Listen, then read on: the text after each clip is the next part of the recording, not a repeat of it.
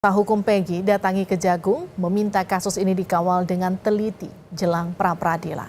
Apa yang jadi kekhawatiran tim kuasa hukum Peggy? Kita akan sapa kuasa hukum Peggy Setiawan Marwan Iswandi dan mantan Kapolda Jawa Barat Irjen Pol Purnawirawan Anton Carlyan. Pak Anton, Pak Marwan, selamat malam. Selamat malam, Mbak. Selamat malam, Jenderal. Saya ke Pak Marwan dulu ya. Pak Marwan, jadi apa yang dikhawatirkan dari proses pra-peradilan? Jadi gini, Mbak, yang saya bukan khawatiran di pra-peradilan. Saya mengantisipasi seandainya, kita kan bicaranya seandainya, semua tidak tentu kemungkinan. Khawatirnya saya kalah di pra-peradilan, maka saya mengantisipasi jangan sampai berkas tersebut dilimpahkan dari penyidik Polda Jawa Barat, nanti pihak kejaksaan kurang teliti dan tidak cermat. Nanti terulang kembali kasus 2016, Pak. Jadi ketidaktelitian atau ketidakcermatan seperti apa yang Anda khawatirkan terulang lagi di 2016 itu? Saya begini, Mbak, saya anggap ini kurang teliti banget, Mbak. Kurang teliti, ini pandangan saya, Mbak. Makanya saya bilang, saya ini juga mantan auditor militer, Mbak. Jadi saya tahu kalau berkas itu harus teliti banget, harus teliti. Ini di dalam perkara ini, Mbak, saya membaca putusan pengadilan ini, Mbak, ya. Di sana dikatakan, Mbak, perkara ini awalnya sudah diolah TKP oleh Satlantas Polresta Cirebon Kota. Sudah dikatakan oleh Satlantas mengatakan ini adalah kecelakaan tunggal. Sudah ada itu, Mbak. Akan tetapi karena berkuasanya, ini menurut saya, ini berkuasanya si Ibtu Rudiana, mungkin waktu itu belum Ibtu dia. Nah, inilah, Mbak, termasuk ini kan bukan tertangkap tangan. Ibtu Rudiana itu, Mbak, menangkapin orang-orang itu, mengajak anak anggotanya, Mbak. Sementara dia pun waktu itu jabatannya bukan jabatan di Krimum, dia di Kanit Narkoba. Itu loh, Mbak, itu satu. Dan di sini saya lihat, Mbak, banyak sekali kejanggalan, Mbak. Banyak sekali kejanggalan. Ini penyebab utama ini adalah satu, Mbak. Karena Andi kan mengatakan ada dia musuh pada ekstasi itu kan, dikejar waktu malam itu kan. Ini berarti motivasikan dari si Andi. Andi pun katakan fiktif. Sudah itu juga yang memukul korban ini, Mbak, yang menyebabkan kematian adalah si Dani. Si Dani ini, Mbak, kalau saya membaca putusan pengadilan, memukul gerahangnya, Mbak. Penyebab kematian karena pukulan itu. Tetapi dikatakan fiktif, berarti perkara ini adalah perkara fiktif. Jangan dihukum dong klien saya. Dan yang sudah masuk penjara itu bebaskan. Nah, untuk membebaskannya, karena ini telah dijatuhi hukuman, telah berkekuatan hukum tetap, kita anggap itu sudah sah, ya harusnya nanti saya menganjurkan kepada pengacaranya ajukan PK untuk membebaskan yang sudah menjadi terpidana. Nah, Pak Marwan, tapi kan gini, yang jadi pertanyaan ada dalam BAP, Ibtu Rudiana seolah berada di lokasi, menyebutkan 11 nama, kemudian salah satunya ada nama Peggy, ada beberapa nama yang tadi juga Anda sebutkan, yang kemudian 2 DPO yang pada akhirnya dihilangkan pihak kepolisian. Jadi sebetulnya yang Anda ketahui, Ibtu Rudiana itu ada atau tidak di lokasi, mengetahui atau tidak siapa 11 orang ini? Termasuk klien Anda atau bukan? Sebenarnya begini, Mbak, ya, kalau masalah klien saya, ini klien saya itu, DPO itu bukan klien saya loh, Mbak. Klien saya namanya Peggy Setiawan. Nah, itu perlu digarisbawahin. Sementara DPO adalah Peggy alias Perong. Dan identitasnya sangat berbeda, gitu. Sudah itu, mohon izin Jenderal lebih tahu. DPO itu seharusnya sudah tersangka. Udah tersangka, tetapi klien saya baru tersangkakan tanggal 22 kemarin. Nah, itu ini banyak, Mbak, banyak keganjilan, Mbak. Saya siap berjuang, Mbak. Saya demi keadilan, Mbak. Demi keadilan saya, Mbak, di dalam perkara ini, Mbak. Betul, dalam keadilan. Nah, maksud saya, kalau ini memang udah ada terjadi kesalahan, marilah kita perbaiki. Ini klien saya, bebaskan dulu, bebaskan. Jangan sampai menghukum orang tidak bersalah, Mbak. Kasihan, Mbak. Kasihan, saya bilang, Mbak. Itu aja saran dari saya. Pak Anton, kalau Anda melihat kasus ini sekarang perjalanannya seperti apa, Pak Anton? Makin semrautkah atau justru makin terbuka satu persatu faktanya? Saya belum berani menyimpulkan Tapi saya menghargai apa yang sudah dilakukan oleh Pak Marwan, karena memang selaku kuasa hukum pembela harus membela kliennya sampai titik darah penghabisan. Dan saya juga apresiasi bahwa beliau juga sudah melakukan pra peradilan. Karena kalau kita berbicara opini, analogi, ini adalah criminal justice system. Tidak akan sampai, justru harus melalui jalur-jalur yang jelas.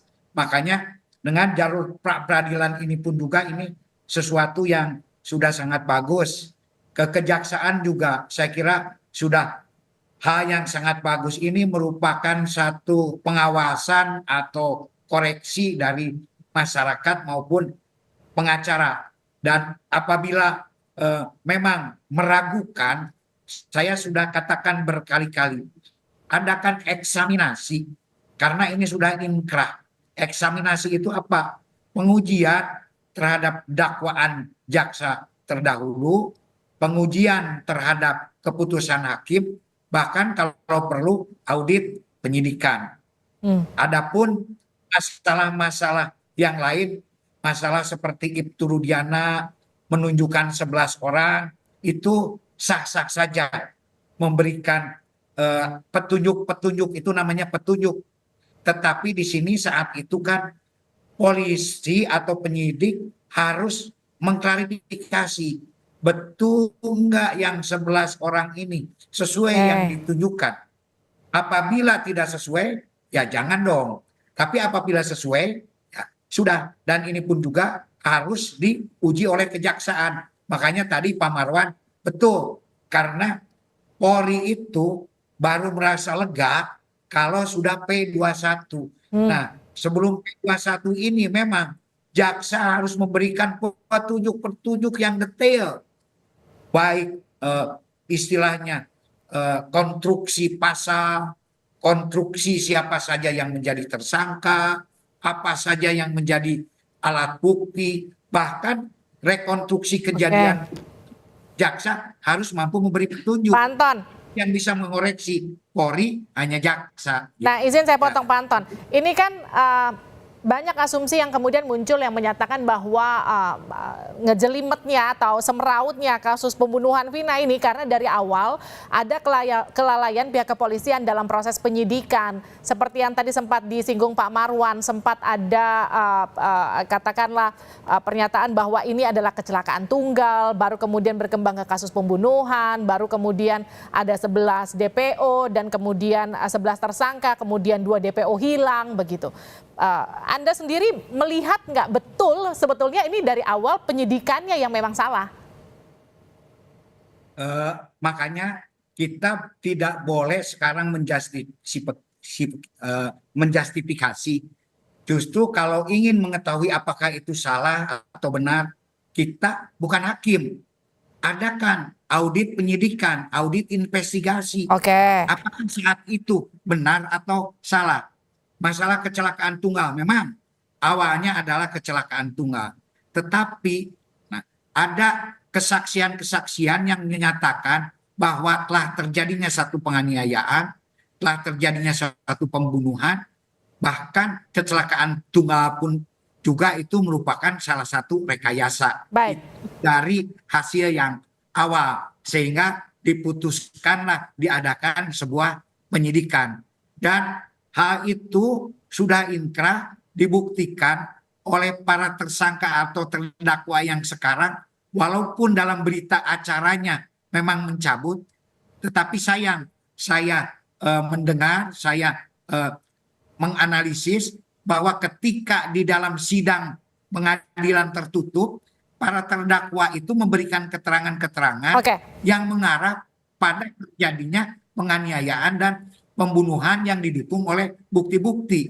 Di mana Pisem juga mengatakan bahwa ada kematian tidak wajar akibat benda tumpul. Baik, Pak Anton. Dan benda tumpulnya itu ada, yaitu sebuah balok. Bahkan ada benda tajam, berupa mandau. Dan ini pun juga sudah disinkronkan di dalam persidangan dan itu sesuai dengan keterangan para terdakwa. Nah, inilah yang menjadikan saat itu kenapa dari kecelakaan menjadi peristiwa pidana penganiayaan dan pembunuhan. Itu yang saya ketahui dari hasil analisis sidang maupun para saksi, termasuk pengacara pertama yang mendampingi Pina dengan Eki. Oke, Pak Anton. Saya ke Pak Marwan terakhir. Pak Marwan, Anda menyatakan berkali-kali Anda yakin klien Anda tidak bersalah, Anda bahkan katakanlah maju sampai ke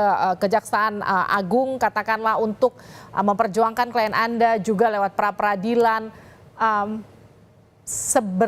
Katakanlah gini, seberapa besar prosentasenya Anda yakin klien Anda akan dibebaskan dan dibuktikan bahwa ini bukan Peggy Peron? Saya menjawab Mbak ya, 99% Peggy Setiawan bukanlah pelaku pembunuhan Eki dan Pina. Ini pandangan saya. Untuk lebih jelas ada apa terhadap perkara ini, apa yang disampaikan oleh Bang Hotman Paris, Hotapea, dia mengatakan bentuk itu tim pencari fakta. Saya sangat mendukung. Saya sangat mendukung sekali Mbak. Buat itu tim pencari fakta, biar kita semuanya fair semuanya, kita buka semuanya.